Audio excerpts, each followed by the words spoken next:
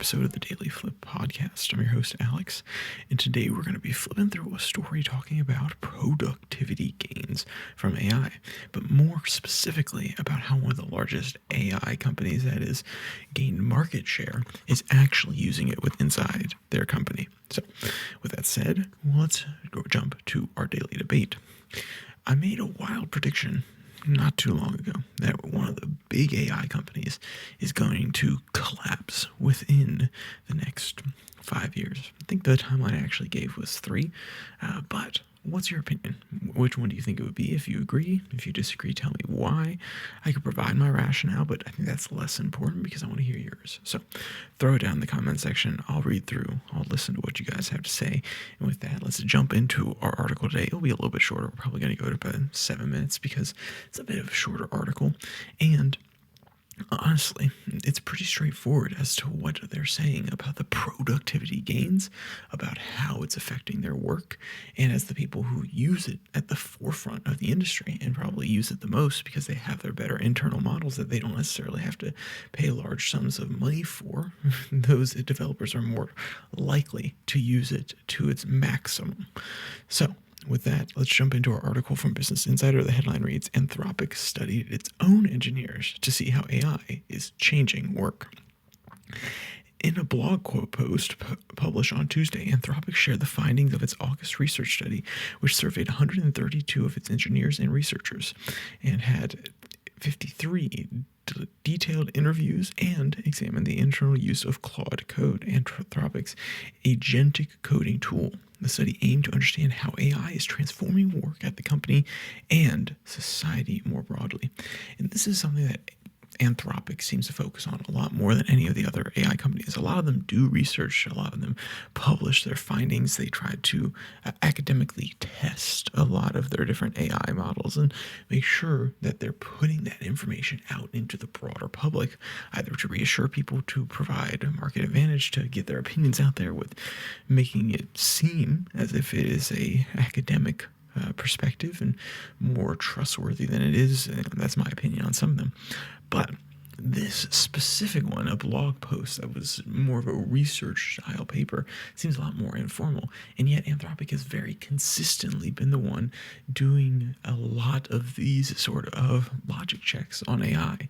And I say logic checks, not checking the logic of AI itself, but logic checking what the repercussions of AI are going to be.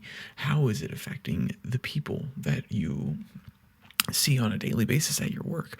Are you becoming more social, less social? And that's actually something that the Claude team brought up specifically. They said that they feel they're going to be less collaborative because they can simply turn to an AI product. Quote, some found that more AI collaboration meant they collaborated less with colleagues, and some wondered if they might eventually automate themselves out of a job. So that both of those fall underneath the worry category. They're projecting into the future. They're saying, okay, well, if this keeps going, why do I have to talk to my boss or make a mentor out of him if I can just use Claude Code or I can use OpenAI to get something done? Am I going to not learn as much because the compute is so fast? And since we're able to move and iterate faster, I'm not going to take the time to mess up or even be able to check it properly because I'm not learning those fundamental skills of new processes. I'm just simply having those new tools, those new ideas, those new perspectives given to me rather than taught to me properly. And then the question becomes, well, can you still get the benefits of fast-moving AI while including that teaching? That's probably going to slow some things down, and I can see why lots of companies wouldn't want to do that. They wouldn't want to press that edge because they don't necessarily want the time to go to teaching their people how to do those things, especially in a world where an AI can just do it. So yes, the answer may end up being you're automating yourself out of a job and you're automating yourself out of learning skills that make you valuable. And that is also extremely important because you could make an argument that the coders now are at least going to have a better understanding of how these systems work. They can go out and utilize their knowledge. And yet, if they are doing exactly what I described, they may have a little bit more knowledge than the average person, but that doesn't mean they're actually retaining it. It doesn't mean that they are learning and they're able to internalize those sort of things. I think the argument is actually no, but obviously some people are smarter than me. And as a person who uses AI, sometimes I walk away with knowing things and some things, sometimes not so much. It depends. And even then, the default in my mind is not to remember what I did, but to go look up what I did. And that's not just AI doing that, though. That's also the culture of, oh, well, hey, we can just Google anything. Easy access to information turns off certain parts of your brain that are actually used for memorization and functions of that nature. Does it allow for higher thinking? Does it possibly clear up resources from one part of your brain and then enable you to do something else? Maybe. I don't know the neuroscience behind it, but my guess would actually be more in line with the fact that these systems are interoperable. And if one is weaker, just because there's less brain power being used, you and I can't adapt to that. Maybe in thousands of generations, we don't have a memory section anymore because we have instant access to information. Our memory, quote unquote, our SSD, our version of SSD that we have in our brain is actually the cloud, and all of our compute power, all of our energy. And yes, I'm using computer terms because that's the world of thinking where we have data directly integrated into us. Maybe we adapt to a world that all of our energy goes towards the thinking and processing. But at that point, we're probably going to be outmatched by computers anyway. So why not just keep what we have and continue to hone those abilities? But what about the benefits? Because they did mention that there are some. Quote, for the example, the study found that 27% of work that was assisted by Claude consisted of tasks that would have not been done otherwise. These include scaling projects or nice-to-have data dashboards that would have not been cost-effective to be done manually. So an easy way to view data. How valuable is that? To some people, it's really valuable. To other people, it's not.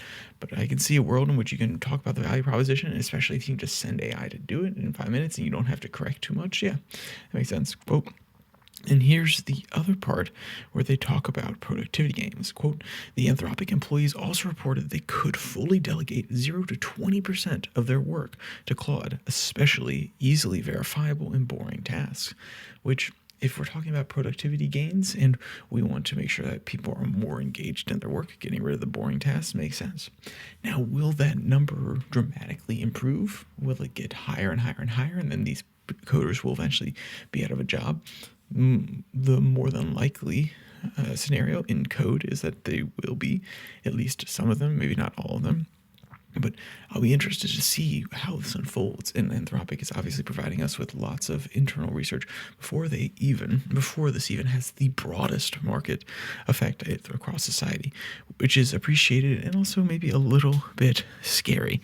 Not that they're doing it, but the implications of their studies that they're putting out. So with all that said, if you want to read today's article, please linked in the description below, that like and subscribe button. Also down there, you can find the podcast on Spotify, Podcast, Podvine, as well as the Twitter handle at your DailyFlip, where I post links to these episodes on Monday, Wednesday, Friday, and the 6 and 6 stories from around the world in 6 minutes or less on Tuesday and Thursday.